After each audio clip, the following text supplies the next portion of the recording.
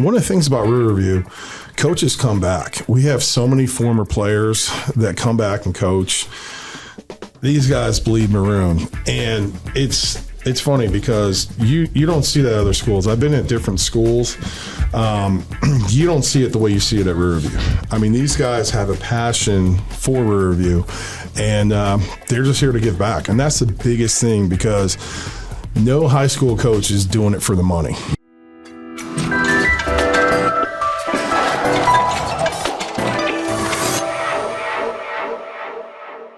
What's going on, Sarasota? As always, my name is Brad Hannon. Trey Martell. Felipe Colon. And welcome back for another amazing episode 100 and something. Who cares? It's a lot of episodes, but today we've got the athletic director from Riverview High School, Dragash. I know you from Sarasota High School, but new athletic director at Riverview. What's going on? Yeah, thank you. Yeah, it's about been my 9th year doing it. So yeah, it's going well. Thank you all for having me today. So new, right? So new. So new. Well, you've hired some new coaches is what I mean to say. We have. And you've made some big changes recently. So there's a lot of new things is what we're getting at.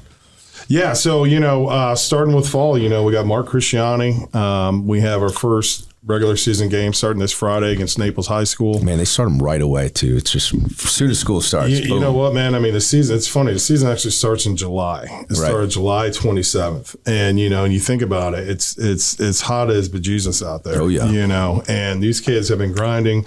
They've been basically practicing for 1 month, and it's time to show all their practices on Friday night for game day. What are the current rules on two-a-days in football? We don't have those anymore. So what there's now called a wet bulb, and the wet bulb measures the humidity and the heat in the air. And if the wet bulb gets to do 92 degrees or above via the wet bulb, you got to cancel practice. Oh boy! You got to cancel practice even for games. If the wet bulb's too high, you have to push the games back. So instead of games start at 7:30, sometimes they'll start at 8. 8:30. Gotta wait till that bulb dries out. We gotta wait till the bulb dries up. Okay. And so we have these things called the Periweather app, where it tells you how the wet bulb, the temperature is, and you have to stay below it. You have to stay below it because there's rules from the Florida High School Athletic Association that tells us, it's called the Zachary Martin Act. And Zachary Martin was a player who actually passed away due to a heat stroke. So we have to abide by these rules per Sarasota County policy and per the Florida High School Athletic Association policy. Now how long has this wet bulb Zachary Martin Act been in place? It's been in place for about 3 years. Okay. 3 years. And it's good because there's safety precautions. Living in Florida, man, I think it's only getting hotter. I grew up down here, and I remember the 2-a-days when I was in college. I remember 3-a-days. They didn't care back then, it seemed like. But, you got to take these precautions. The kids come first and safety comes first. So I'm assuming that's not just for football, it's for other sports too. It's for other anything sports. Outside. Well, so right now, for fall, we have cross country going on. Luckily, volleyball is indoors, so really doesn't affect indoor sports. But, soccer, volleyball, baseball, softball, the wet bulb predicts if you're able to go out and if you're able to practice or compete with it. It makes sense. It makes sense. Well, with football season on the horizon, game in just a couple of days, I think it makes sense to get into kind of an outlook, right? Yeah. So Riverview High School is always a powerhouse in football growing up here, but where do you guys stand now with the new coach, and what's the big wins for the season look like? Listen, man, it's funny. I was talking to Coach Christiani last night and looking at the schedule. There's not a team that we can't beat. Every game's this Friday is going to be tough. We have some local rivalries that are going to be tough, but we should do really, really well. And, we'll see. The coaches are putting the kids in the right position. One of the best thing is, we're fortunate to have a few former head coaches on staff, and that makes a world of difference. That you have position coaches, we have our offensive coordinator, we have our defensive coordinator, Brody Wiseman, who is at Sarasota High. He is our offense coordinator. He was a head coach of Sarasota for years. We have Josh Smithers, who was our previous head coach. He was a head coach at Mooney. He was the head coach at Riverview for 8 years. He's our defense coordinator. And then we have Mark Christiani as a head coach. And it's just a ton of experience. It's a ton of experience. And one of the things about Riverview, coaches come back. We have so many former players that come back and coach. these guys bleed maroon. And it's funny because you don't see that at other schools. I've been at different schools. You don't see it the way you see it at Riverview. I mean, these guys have a passion for Riverview, and they're just here to give back. And that's the biggest thing, because no high school coach is doing it for the money. Yeah. Because there isn't any. Right. They're doing it for the love of the game, the love of the kids, and the love to teach these kids the great sport of football. Well, and a lot's changed in that world lately too. So I feel like, as an athletic director, walk us through a little bit of like what your role looks like in helping to select these coaches and to, coordinate kind of the coaching staff, because right there you have 3 or 4 candidates that are head coach material. How do you decide who's going to be the head coach, where they're going to, go positionally, that kind of stuff? Is that a big part of your role, small part of your role? So the biggest thing is this: what culture is that coach going to bring? And you got to have the right culture, because it goes down to the freshman, the JV, the varsity. You got to create that culture. You got to foster that culture. So Coach Christiani came in. We don't call them freshmen in JV. He calls them the futures. He's like, hey, man, these are the futures. We need to take care of these futures. Sure. And that's what that culture he's creating is, calling them the futures. Like, yo, man, you're the future of the program. You need to do X, Y, and Z to get here. And that's what we look for in coaches. And you know what? And, shifting gears, we're talking about Mark Sobolewski, Coach Sobo. The ideas that he's bringing, the culture that he's bringing in. I mean, I just met with him this afternoon. He's talking about doing coffee and donuts for parents who want to learn the sport of baseball. So think about this, man. You got a 5-6-year-old. You're bringing them out. What do you look for? Like, hey, man, I'm not a baseball player. What do I look for if my kid loves baseball? What are some of the things that I can do to help my kid be successful? Well, coach is like, hey, man, come on out. We're going to show you some drills. We're going to show you what to look for, what not to worry about, and all these different things that will help your kid be successful, and for the parent to be a better parent and not be a pain in the ass to the coaches. And that's like coaching 101. Yeah. Well, with a kid, that's great too, that age, because you can do that in the backyard. They don't need a ton of equipment or some big professional facility. You can just get out there and spend time with your kid. And dude, absolutely. it's like learn them right, man. Yeah. And here's the thing, we all know with parents, their kid's number one, everybody else is second. But you talk to the right coach. What are you looking for? For football coaches, for volleyball, for baseball. When you go to the ball field, what do you look at? What are you looking for your kid? What makes your kid stand out? Well, I don't know. Why don't you ask some of these coaches, and they'll tell you. Instead of you thinking, why don't you just ask? So that's what these coaches bring. I had a coach one time, a guy that was very well experienced coaching, as my kid was, 5 and just coming out of T-ball into kid pitch and catching, right? You throw a ball, even a T-ball, it hurts if they miss it, right? Oh, yeah. He's like, dude, just ball up socks at your house and just play catch with them, and it makes an incredible amount of difference in that hand-eye coordination. And so all those little tips and things from somebody like Mark Sobo, that's going to go a long way. And you're kind of fostering the program. You talked about the futures in football. Yeah. Those 5 and 6 and 7-year-olds are going to go to high school somewhere around here more than likely. So makes a whole lot of sense. Well, listen, man, we're not putting a man on the moon. You know what I'm saying? And we're not trying to reinvent the wheel. So it's easy stuff. And what people are great at doing is overthinking stuff. It's like, dude, the blueprint's there. Just follow it. Yeah. It's got to be hard as an athletic director to choose, and maybe you're a little biased because of your love for football. But which program are you most excited for? So I tell you what. So last night, volleyball did extremely well. There was a vibe last night, and I think, people don't realize all the moving parts that goes into an athletic program. We have my assistant AD, Chad Smith, and the cheer coach, Amy Muldoon, organize these spirit nights. So this weekend, it's neon night. So the kids come in, they got neon shirts, neon vests, neon glasses. Dude, it's the little things. Yeah. You know, you take care of the little things, the big things will take care of themselves. So those little things, by buying these little vests, these neon glasses, kids get excited. And and they came in, and the entire vibe was completely different from a year ago. Now, we still have the same volleyball coaches. I just think these kids are buying into the program, and more importantly, buying into the culture that we're fostering at Riverview. Because you're making it more fun and exciting to go to those games and attend those games and play in those games. We're making it fun, man, and that's what the high school experience needs to be. I mean, you know, when I went to high school, the coaches I had in high school were the ones that got me into the position I'm in today. If it wasn't for those coaches, I wouldn't be doing this. Who knows what I'd be doing? I probably would not have went to college. Definitely not gone into education. Definitely wouldn't be having this job as an athletic director. Yeah.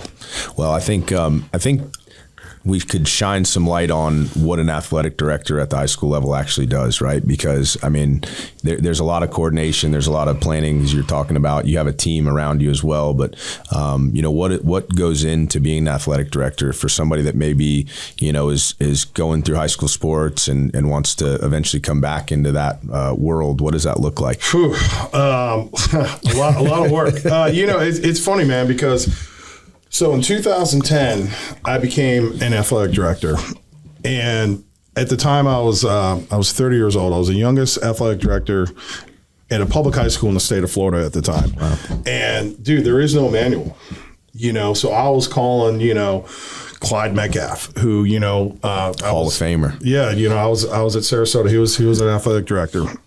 You know, my mentor, Eddie Howell. You know, and then, you know, I called John Sprague. I called James Ward. And all these guys, you know, Sarasota, Riverview, these guys, they all came together and like, hey, man, you know, put your head down and work. You know, that's really, I mean, because there's so many moving parts, man. There's so many things that change with this job. I mean, in the 15 years, I'm doing completely different things from 2010 as I'm doing in 2025. But the number one thing is this, man. What you do, you have to make sure it's in the best interest of the kids. And if you keep that in mind, if someone wants to be an athletic director, you have to know, hey, if it's best for the kids, that's the way we're going to do it. I would think one of the issues is also you have a lot of masters to answer to, right? Meaning, you know, you're obviously doing everything for the kids first, but then in order to do that, you got to keep the parents happy. You got to keep the academic administrators happy. You got to keep the school athletic associations happy so you can do your job. Right. What is it like juggling all those interest groups? Well, you know, you got to have a great support staff. You know, our administration is very, very good. You have to have a great relationship with your principal. You have to have a great relationship with your coaches. You know, it's not just a principal. You know, we have 6 assistant principals, and they're all part of it. I have 2 assistant athletic directors because, guys, you know, we got 27, close to 2,800 students. It's like a small city over there. And, you know, with all these different sports that we have, there's just, you have to be on top of it. You have to make sure that what you're doing, I keep saying, best interest of the kids. But, you know, it's not just one person. It's a whole community that helps.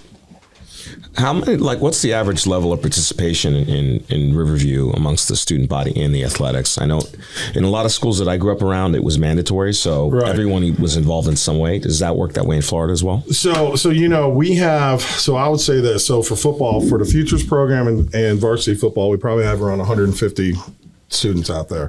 You know, with volleyball, we had about 75 girls show up for tryouts. 38 of them were freshmen.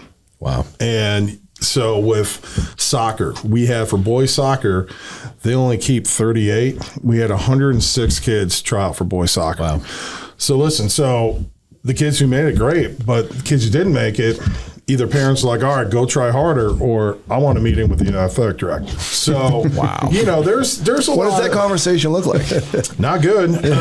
So you're not the soccer coach, so like, what are you asking me for? Well, listen, but here's the thing, man. They because the coach tells them, and if they don't like what they hear, they're going to go to another source, you know. But the biggest thing is this, you know, being in this job, there's a lot of guys who I called for advice, and I called for, you know, asked a lot of questions, because you have to ask a lot of questions.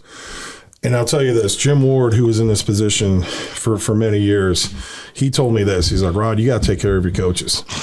If you don't take care of your coaches, you're not going to have any coaches left to take care of. You know, so that's the point is, don't undermine them. You got to back them. You got to back. And now listen to a point. Yep. You know, like if a coach is in the wrong, you know, like, hey man, you know, we got to fix that. But you're not stepping in to bully over playing time. Yeah, but the majority is this. You know, the coaches that we hire are in the right.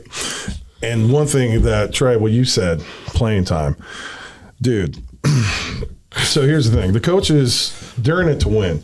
People don't realize the hours that these coaches put in. There's no 9 to 5 in coaching. They're on their phones all the time, weekends, you know, nights, holidays. Most of them have jobs too, like not beyond so coaching. most of them have jobs, and the biggest thing is this, man. They have families. You know, when we did this event for the meet and greet for Sobo at Evie's a few weeks ago, I made sure that all those coaches that Sobo brought on, I said, hey, I want to thank the wives, because the wives are the ones who are suffering. The wives are suffering. The kids are suffering. I got 3 little kids. I got a 10-year-old Brody, a 6-year-old Evanston, and 3-year-old Sedona. There's a lot of nights. Last night, I didn't get home till 9:30, 10 o'clock. You know, there's some days, you know, I'll see them first thing in the morning at 6 a.m. and I won't see them till the very next day because I get home and they're already asleep. So, you know, and I'm not breaking down film. I'm not calling college coaches trying to get my kids recruited. You know, these coaches are. And listen, man, they don't have no $1 million supplements. And that's the thing, you know, these coaches are not making that much money. And if you broke it down hourly, it'd be maybe like 50 cents an hour, if that. But they do it for the love of the game and the passion they have for helping kids.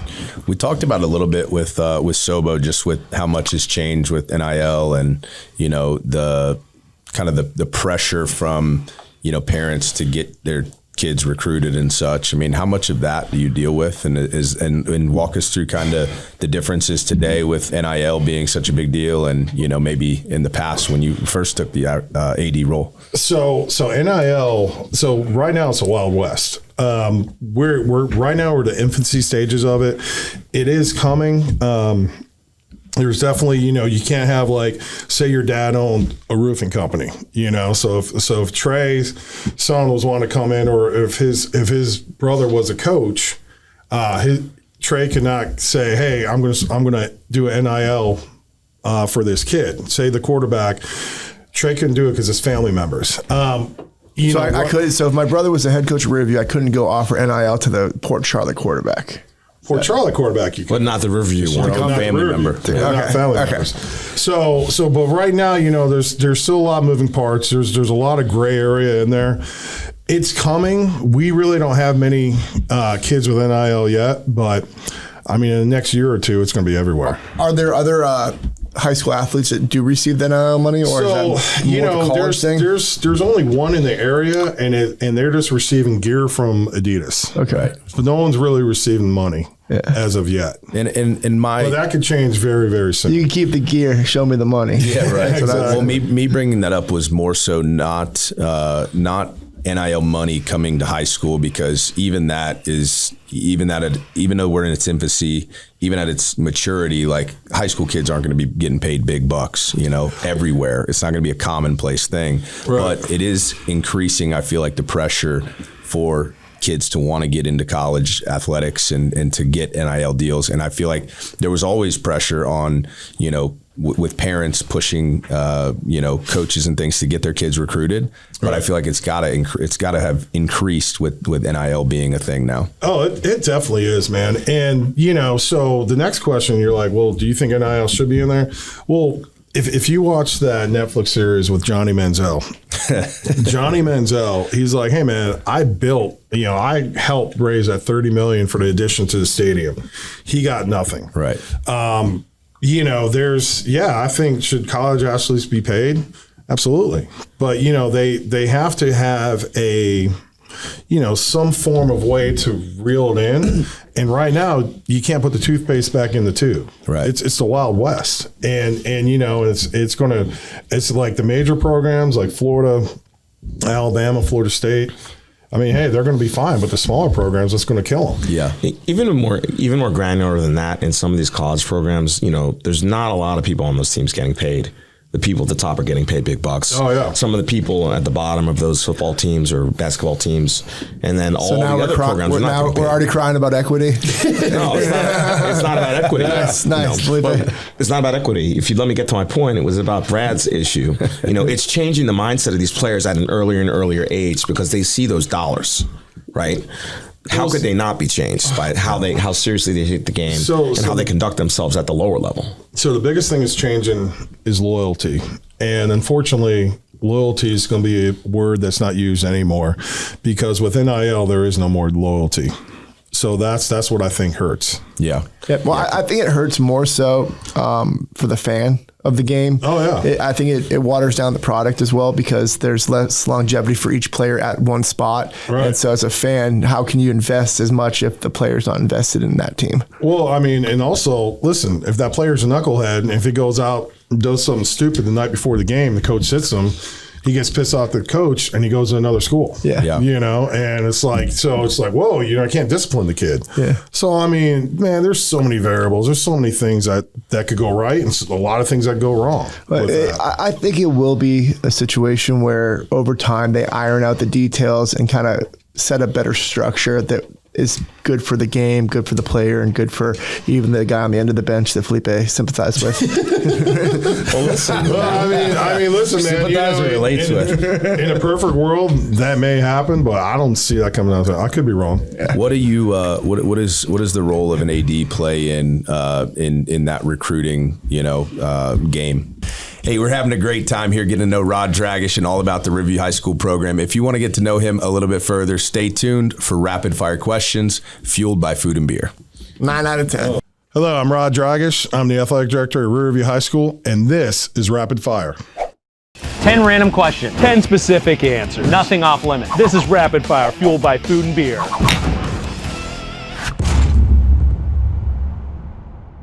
What song do you play when you need to get pumped up? Ooh, that's I think Thunderstruck. I really enjoy AC/DC. Of course, being in Sarasota, you have Brian Johnson living out here, so I'd say Thunderstruck. Do you prefer your stone crabs hot or cold? I prefer not to have crabs at all. Hot. You can only choose one, ice cream or cake. Yikes. That's a tough one. I'd say cake.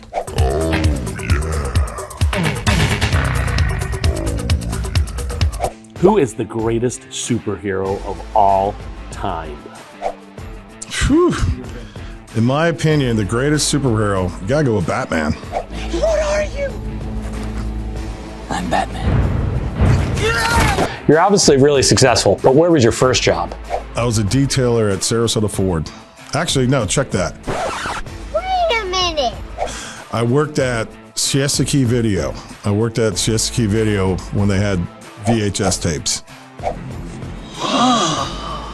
Have you ever met your doppelganger before? I've never met this man in my life. Ooh, you know what? People say they see me. I have not met him yet, but there's one out there. Oh my God. That guy over there totally looks like you will. What? Where? Over there on the bench. Pick your poison, skydive or swim with the sharks. Dive with sharks. You're gonna need a bigger boat. Listen, man, I'm a water person. There's a fear of sharks. The only way to face your fear is to dive with them. So I'm looking forward to diving with sharks.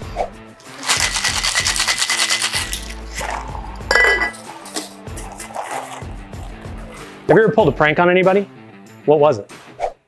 Ooh, I'm sure I have. It just escapes me right now, but sending out all staff emails from a coworker's email. What temperature do you set your thermostat at? Cold as hell. Oh, 74. If you were a professional wrestler, what would your entrance song be?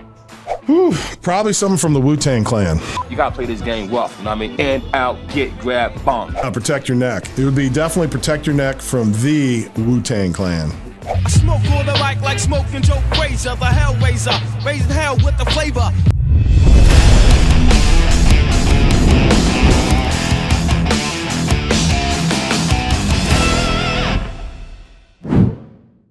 Yeah, so with recruiting, we want to help kids get into college, and that's where our coaches come in. We had a great coach, Coach John Sprague, where we named the stadium after him. He had the knack for talking to college coaches. He wound up getting 248 student athlete scholarships out of Riverview High School within 30 years, and that's a lot of kids. And then just making them better people, after they left Riverview. And everyone always came back to see them. But, talking about the coaches who are able to help their kids get into college, it's just fostering those relationships. And I think Mark Christiani is doing a great job. He played at Eastern Kentucky. We actually played in the same conference. I played at Missouri State, and we're both in the OVC. Of course, I'm a little older than him, so our paths never crossed. But, he has a great connection with them. If they did, though. If they did, yeah, it's a completely different story, Did you play on opposite sides of the ball? So I was defensive line. I think he was defensive line. I know he played a little offensive line, too. But who would have had more sacks? That's a great question. I don't know. Keep your coaches happy. You look more like a run stuffer to me. Yeah, I know. More of a shade, right? Versus 3 technique. So, but no, he does a great job. But that's what it is. I mean, it's just like in life, building relationships and helping these kids get to the next level. Yeah, and to be clear, we don't recruit to high schools. No, that's not. So when I was saying recruiting, I meant getting them that next level, right? Not getting them over the collegiate to you. level. We know that others probably recruit. Dave, speak to me about how cool it is. You've been in this game long enough now as a coach and an AD, right? That you have adults that come back around and they see you in public, and they have fond memories of you, I would assume, right? Well, so before I did this, I was a U.S. history teacher, and the U.S. history teachers were always the cool ones in my mind. But getting to that, it's just like Sarasota is just such a special place, and you have so many great people who got you to the place you're at because they helped you when you were younger. And that's one of the reasons I got into this job. And that's one of the reasons that the coaching staff at Riverview, they all want the same thing. They want to make sure our kids become out successful adults. Yeah. And given the fact that you've been there for 9 years and you've been in some different capacities, different roles, who would be, if you had to pick maybe one or two, who would be the athlete that kind of stands out the most in your past, that went the furthest, or just kind of made the lasting impression? And why is his name Courtney Watson? He was pretty good. I played with a guy named Herb Haygood, and watching him every day at practice, so I'm going from when I'm seeing guys at practice, and he did some special things. He played at Michigan State, and he played a couple years in the league. But that was back in the high school days. I'd say recently, we had Jamar Johnson, who played at University of Indiana, played for the Denver Broncos for a little bit.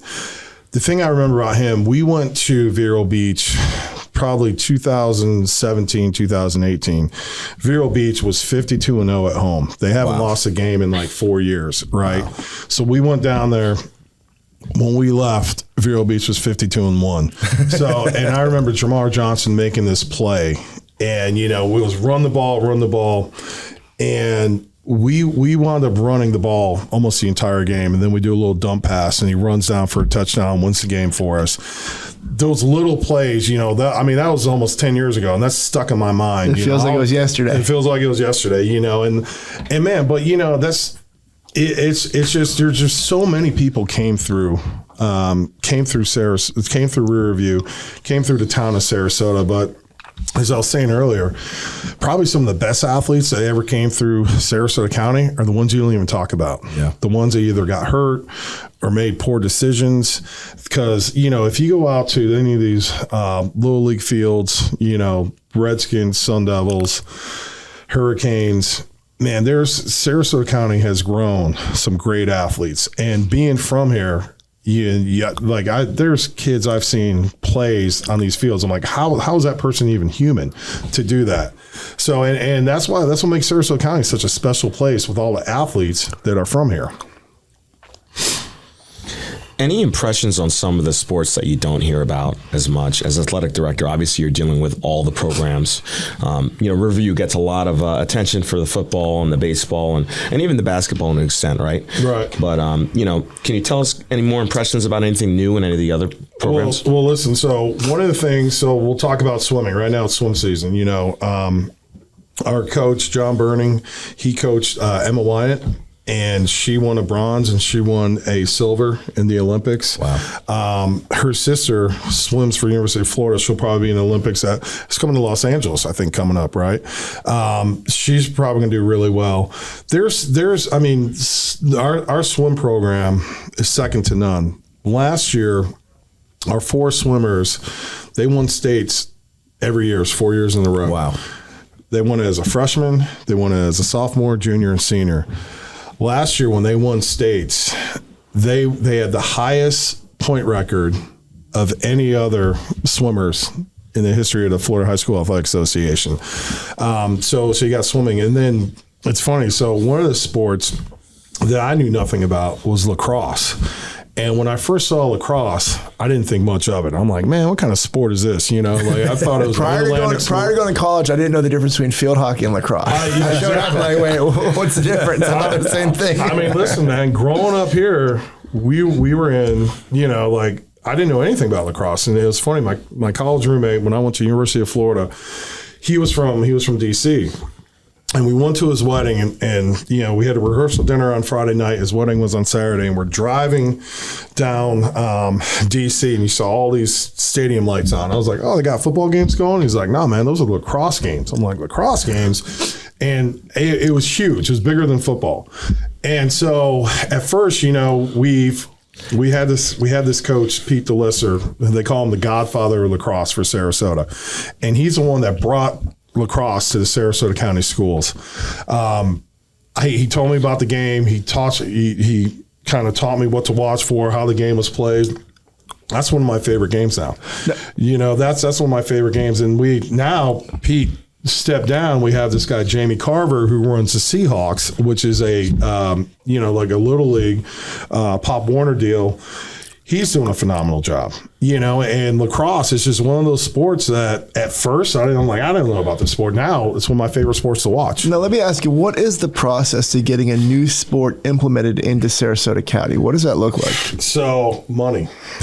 so when they most things, right? So when that was brought to the board, they said they had to have raised $250,000, and because one school just couldn't have it. So there's 5. Well, you have to have to be able to play other schools, right? Well, yeah. But they said they couldn't just focus on one school.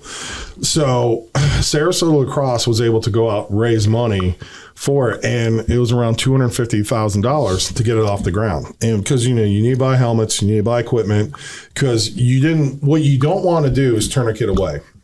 If a kid comes up and say, hey man, I want to play lacrosse, we're like, well, you need to buy a stick, you need to buy a helmet, you need to do this. Stuff's not cheap, man. Right. Helmets are about $300, sticks are about $100, cleats, and everything that goes along with it. And the travel, people don't talk about the travel. You're not going to Twin Lakes every day. You're going down to Naples, you're going across Severo Beach, you're going to Orlando, you're going to Jacksonville. Gas. Biggest thing is this, man, food. Those kids can eat, you're just sitting there feeding them. You got to feed them the whole time. And, the groceries are getting more and more expensive. So I'd say lacrosse is one of the sports I didn't know much about, but now it's starting to be one of my favorite sports. It's a great spectator sport. I went to lacrosse is big at my high school and my college. We had All-Americans every year, and I just grew to love it watching it too. But I'm not surprised you guys could raise that money, because when you look at lacrosse in particular, it's only really popular in certain areas of the country. Yeah. What a coincidence. Those are some of the richest areas in the United States. Chicagoland, D.C. area. It's gotten big in California. It's big in Maryland, Pennsylvania. The Mid-Atlantic sports. Yeah. So you're talking about traveling with teams, and my mind went to how often you travel to away games with the different programs, because there's just a lot of games in general, right? Even with one sport. How often are you traveling with the teams? So I go to every football game, because with football, there's always something that everything always goes right, but there might be something that goes wrong. Sure. So it's always good to have an athletic director there It's always good to have an administrator there. When we go into districts, we go to the district games, but the rival games, the rival games are we always go to. The athletic directors, the administrators go. Unfortunately, it's really not the kids. It's really not the coaches. It's the spectators that get into it. And, being the athletic director and being an administrator, you kind of have to police them, which kind of takes the fun out of, hey, man, we're here for the kids. Right. Let's focus on the I don't want to focus on the adults. I want to focus on the kids. And unfortunately, those adults they want to be part of it, and that's a way, they want to show how they're going to be part of it. Yeah, well, I get it to an extent, but this can send a message. Maybe they see this podcast and they cool it a little bit. I hope. Who does Riverview play this Friday? So we got Naples High School at home, or so we're at home. Yeah, we're in the Ramble. So we're playing John Sprague's Field. We just got the field named after John Sprague 2 years ago. When do you play Sarasota? So we play Sarasota at home. And so we play Sarasota, I believe it's September 26th. And it's going to be cool. So every week we recognize one of our sports. So this week we're recognizing our volleyball team. So at the end of the first quarter, we're bringing out our girls volleyball team, bringing out the coaches. We want to recognize them. I think the following week we're going to do cross country. Oh, all this at the football game. We do this at the football game at the end of the first quarter. But when we play Sarasota, we're going to recognize the baseball team and recognize Coach Sobo at the Sarasota game. Nice. Very nice. I don't know how that came to work. Strategic. Wow. So, this question is going to come up. It's the biggest rivalry in town, obviously, Sarasota Riverview. Right. What's your outlook for that game? You going to sink the Sailors or what? We're going to do really well. Sarasota High, they have Amp Campbell. Amp Campbell's a Riverview guy. Listen, man, Amp Campbell has a wealth of knowledge. That dude was coached by Nick Saban, played at Michigan State. Nick Saban was the head coach of Michigan State. Nick Saban was also his position coach. Yeah. Yeah. Amp's a great dude. He put together a great staff. I know they have a great quarterback. It's going to be a tough game, but I think the Rams are going to prevail. Can you give us a score prediction? Prediction? Ooh, on record too. Yeah. All right. Why not? So we can put up some points. So I say 45. We'll do 45-14. Whoa! It's going to be a tough game, he said. Tough game, yeah. Sounds like it. All right. Well, we're going to be there, huh? We got to go see that. Yeah. If it is, we got to do something. If that's the score, that'd be something. All hail Rod Dragash. Let's get into the Sarasota stuff. That would be amazing. Well, yeah. Obviously you've grown up here. You've been here for a long time. Right. You got a lot of opinions about Sarasota and all the changes. So I'll tee it up for Trey to ask his famous question. Tom Naderlaw and Trey Martell from Strong Roofing want to know, what are your thoughts on roundabouts? Do you love them? Do you hate them? Have you had any fender benders? No, I don't get in fender benders. I don't love them. That's what stopped the speedboats from coming to Sarasota was roundabouts. Oh, really? So one of them, yeah. Because we couldn't do the parade Street, down. Yeah. We couldn't do the parade down Main Street because they couldn't get the boats around the roundabouts. So how long has that been out of commission? As long as those roundabouts. That's the first. I've heard something like that, but that's the first we've talked about it here on the podcast. Yeah. So that's what really killed. New perspective, definitely. New perspective. Well, we obviously, if it stops the speedboats, I wonder what else it might stop that we're just unaware of. I know that 10th Street boat ramp that is, they have a roundabout right there, and that's a big problem for a lot of inexperienced large boaters. Boats. Inexperienced boaters. Yeah, you imagine towers. That roundabout on the water. Towers. Yeah, that's a good point. That's not been brought up before, the boat race thing. That is a bummer that we don't have that parade anymore, but it is still fun to go watch. You watch this, and being a Sarasota native, some people are like, oh, I can't believe what happened in Sarasota.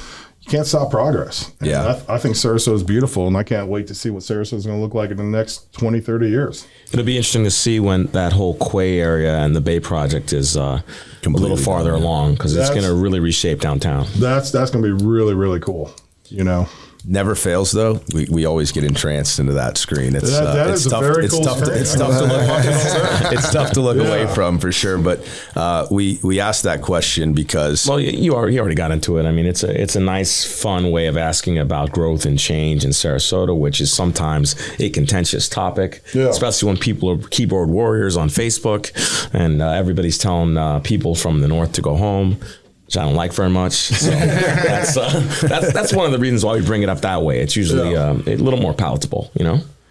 Yeah, it's a proxy for growth, and I think you've seen a lot of it. But I'm curious to know how it's translated to the athletics program at Riverview High School. I mean, are you seeing more talented athletes now than you were before? Is it kind of just Well, that's a fluid question. Unfortunately, a lot of the people with young families are getting priced out. Sure. So we're not seeing a lot of students coming in as we thought. So go back 5 years ago, COVID 2020, we wound up building 2 new schools. We are building Welland Park, which is going to open next year.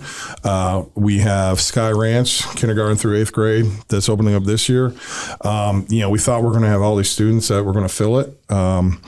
They're not coming as much as we thought. Yeah. So, I can't, there's really like no yes or no answer. Unfortunately, a lot of these kids are moving to areas where they can afford homes. Yeah. No, it makes sense. It makes sense. That's a really good point, because I remember when Sky Ranch was first starting to get built out, the price was very different than it is today. Oh, you know? And that's probably when that school was planned. So, it was a 5-year plan out. How involved as like kind of an administrator are you in the new schools and things like that? I mean, you're just hearing about it because you're a part of the. Yeah, no, I'm not involved. With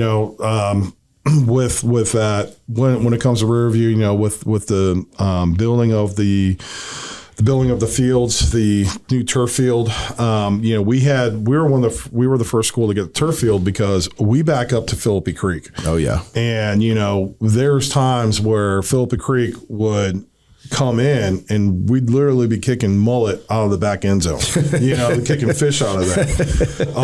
So we actually had to raise the field 3.5 feet and make it turf, because they called it the mud bowl because it was always wet, and it's a bowl because if you look at the school, all the water just rushes down onto the field. So having the turf field really enhances our football program, and we need it. Because it was just the field was almost unplayable sometimes. Do you guys practice on the game field? We practice on the game field. So we have a turf field, and we have a grass field. So say we're playing a team that has grass field, we'll put more of our attention on the grass field versus the turf field. But if we're playing a team that has turf, we're definitely going to be playing on turf, because you got to get your legs ready for it. The other cool thing I remember when we got turf on our main field in college, you can practice on it. You're not worried about beating up your game field for the weekend. Yeah. It's durable versus the grass. If you run on it all week, you're. So the first time I was on turf was 1996, and we played a school up in St. Louis. And my shoes were burning from the turf. You're so fucking fast. That's what I could tell people, and they said I was lying. So you're right. But besides my intense speed and my endurance, my feet were just on fire, because that turf was not the turf it was here. Like, you literally have to spray the turf. It was AstroTurf before, right? And you played with like tennis shoes, right? And then when they came with field if they were turf, lucky, because I remember we played some schools with AstroTurf. With the tennis shoes, and if you fell, you're burnt. Oh, yeah. You burnt everywhere. You burnt your legs, you burnt your arms. But then they came out the field turf with the little pebble, like the tire pebbles, and that's pretty cool. Well, so what we have is it's like cork. So it's chopped up cork. It cools it off. Okay. So it's the cork that cools the field. And you wear cleats on it, or you wear those shoes? You wear cleats. Okay. Yeah, you wear cleats. How common is turf fields in high school these days? They're getting more and more common. We played Port Charlotte last week. They did not have a turf field. Are you guys want to know after that game? No, we lost in double overtime. Oh man, 50-49. But you know what? We were able to play a lot of our players, and it was a preseason game. It didn't count. Okay. But listen, still undefeated. Hey man, we're undefeated, right? So this Friday is going to count. So, there we go. So we should be ready. You're playing some of your futures.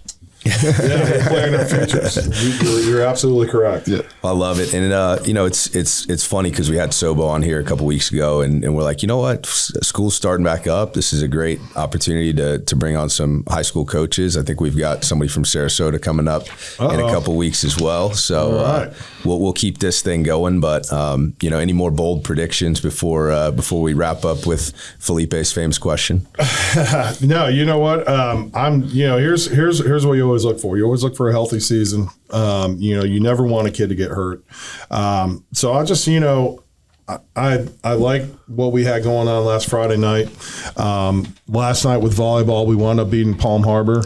Our coach strategically scheduled that game because Palm Harbor is the one that knocked us out of the playoffs. And they came down. We beat them in 4 sets. And like I was saying earlier, the culture has definitely changed. The kids are buying into coming out to the games. So I think the Rams are going to be on top a lot this year. I love it. Say that. I love it. Well, Felipe, I'll let you land the plane, buddy. Well, so you've been on Sarasota SpeaX. You see what we do here. Thanks for coming, by the way. We had a fun time. Thanks for having me. But we always end with this question. Who do you know who we may not know who Sarasota needs to know? Who should we invite on Sarasota SpeaX next? That is a great question. You know what? I would, talking to swimming, because people don't realize how many people come down here to swim. You have Summer McIntosh, who swims for Canada as a gold medalist. She trains here at Potter Park at the Selby Aquatic Center. I would reach out to those because they'll surprise you how many athletes come down, especially with COVID. When cities and towns were shutting down, a lot of swimmers came down here. A lot of swimmers that you've seen on TV, and you didn't realize that they practice in our own backyard. It's funny you mentioned this because I was actually having a conversation with a guy in my networking group who is a master's swimmer. Yeah. You guys are familiar with that program. It's basically like people who used to be serious swimmers, you can continue almost like you're in high school or college. Like a men's league, basketball masters. Yeah, but it's like a nationally advanced stage. Right. It would be like, same thing like masters. It's like USTA tennis. You're still ranked and stuff, and you can do the national senior tour in golf. Yeah. He was telling me the number of these serious master swimmers who are down here, some of them are ex-gold medalists, is pretty substantial. It is, man. I mean, listen, we all live down here for a reason. We live in paradise. And you think about it, with football. So we had Todd Haley, who was the head coach for the Kansas City Chiefs. He was the offense coordinator for the Browns, offense coordinator for the Steelers. He was coaching with us, So he was living on Siesta. Wound up meeting with him. He came out and let's just say when Todd Haley was with us, we had the lowest scoring offense, and I think Riverview ever had when he was with us. Now, I think what that translated to, he's not used to dealing with number 1 draft picks, but he kind of had to water it down. But you think of an NFL guy, and like I said, this weekend we have Urban Meyer, who's coming to the Night of Champions. Urban Meyer lives on Siesta. That's awesome. And he's one of those guys that are giving back. Last year we had Steve Spurrier for our Night of Champions. But I think one of the best speakers of our Night of Champions who we had was about 3 years ago. We had a guy by the name of Dick Vermeil came down. One of our coaches played for the St. Louis Rams. He was a center. His name is Mike Gridatorio. He was Kurt Warner's center for the Super Bowl when they beat the New England Patriots. And Dick Vermeil got inducted into the National Football Hall of Fame on Sunday, and then Friday he flew to Sarasota and came to speak for our Night of Champions. Now, after this guy spoke for probably about 90 minutes, you could hear a pin drop in that room. After he got done talking, I was ready to go run through a wall for this dude. I mean, this dude was probably the best public speaker I've ever heard. I mean, he was a real deal, man. Well, you missed my scaling presentation this morning, so. Well, you're close second. But we're going to have to run it back to catch all those names. There was one last thing. We didn't talk at all about IMG. It's hard to talk about sports in this area without talking about IMG. Is there any way they interact with the Riverview program? No, I mean, IMG is a different. You know what IMG stands for? Let's hear it. International Management Group. Yeah. But the sports agency. The sports agents. So that's what it's different, man.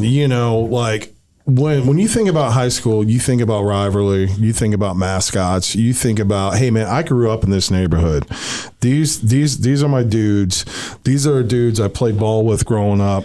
And then the guys cross town are the guys I played against. Yeah, that kind of. Those are the nerds that you want to take out. Yeah, but I don't know, man. I mean, maybe I'm different. Maybe I'm old school. I don't know, man. I really don't think much of IMG. I mean, I know they got a great program. We're actually playing not their national team, but we're playing one of their lower level teams. But I mean, I really don't consider them that much high school. It's kind of apples and oranges for sure. It is. Yeah, man, the private school, space is a whole different animal. I was just curious if there was any interaction, not necessarily at the high school level, but in terms of the coaches and not very often, man. Because it's and I'll tell you what, we're fortunate that a lot of our coaches are teachers on campus because the best coaches are teachers, and the best teachers are coaches.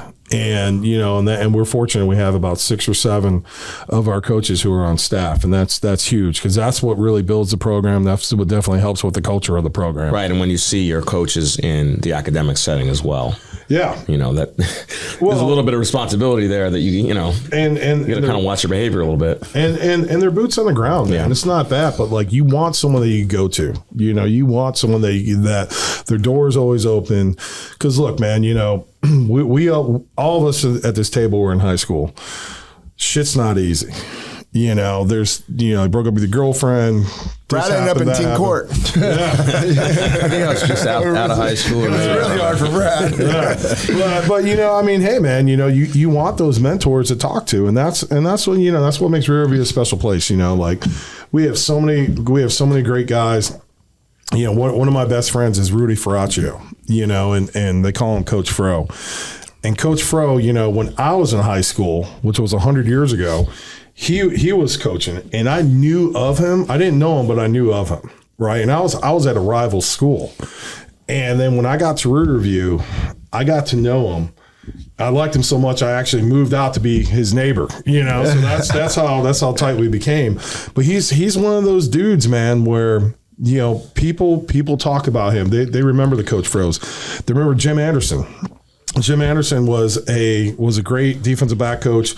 He was a track coach. That dude changed a lot of lives. Coach Sprague, Jim Ward, Con Nichols. Con Nichols is one of the best dudes I know. And dude, the list goes on. And that's what people don't realize, man. When you talk about IMG, well, this is what I talk about Riverview. And I'm bringing up people's names that people who are listening to this podcast like, man, I know that dude. And that dude did X, Y, and Z for me. Right. They're out there. They're out there in the community every day. Dude, they're boots on the ground, man. They're boots on the ground. Well, that's awesome. Cool. And we appreciate everything you're doing, of course, in the community and for Riverview High School. Wishing you the best season. Yeah, man. Thank you. Hope you win all the games except for the one against the Sailors. Oh, man. I used to be on that boat. But I played both sides too. I sponsor. I got a banner up for the girls volleyball.